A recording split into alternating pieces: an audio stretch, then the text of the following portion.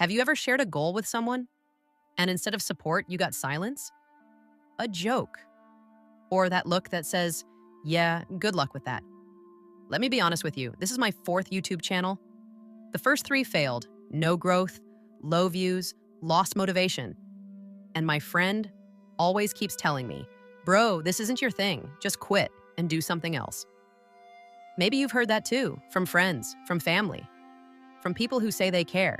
And deep down, you start wondering, what if they're right? Today, let's talk about why people secretly want you to fail, even the ones close to you. Here's the uncomfortable truth most people never say out loud. Some people don't want you to win, not because you're a bad person, not because you don't deserve success, but because your growth forces them to face what they're avoiding. And once you see this clearly, everything changes. Let's talk about why people secretly want you to fail and how to stop letting it affect you.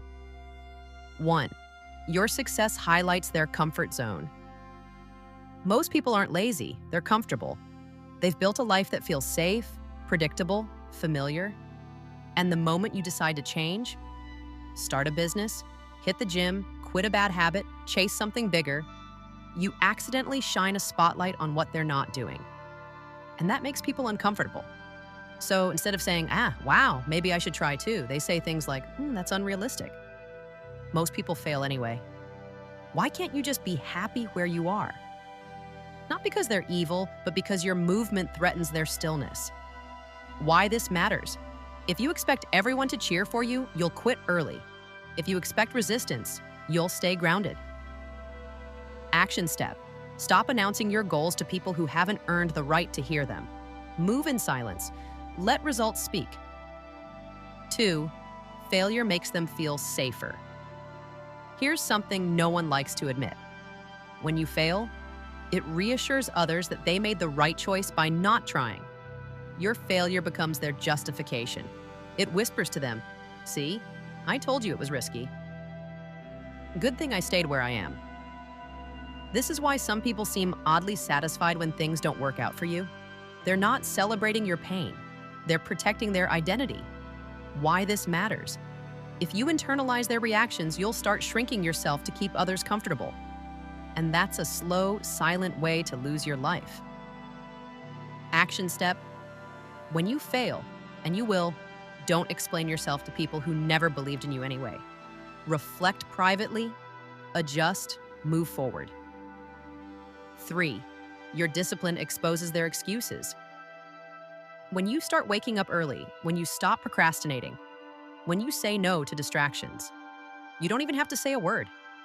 Your actions alone make excuses look obvious, and excuses hate being exposed.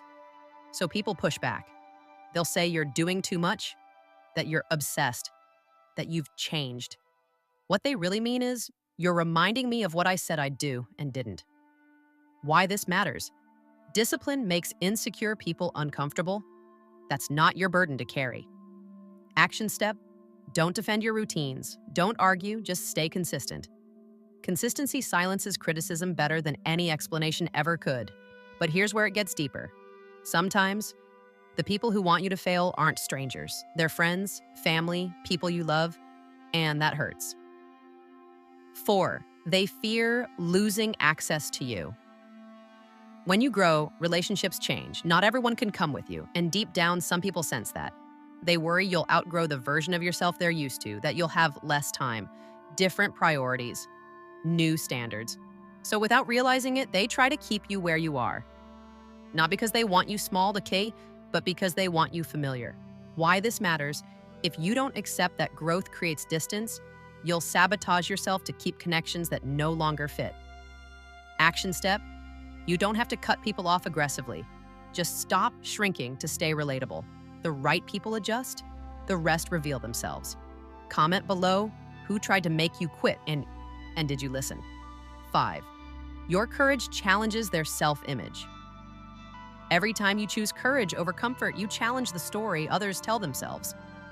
The story that says, I would have tried, but life got in the way. I could have done more, but circumstances. Your courage threatens that narrative. And when a narrative feels threatened, people defend it, emotionally.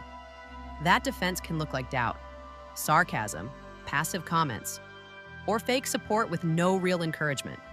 Why this matters? If you wait for validation before moving forward, you'll be stuck forever. Action step: let being misunderstood be part of the process. Most people don't understand until it works, and by then, their opinion doesn't matter. 6. Here's the part no one tells you.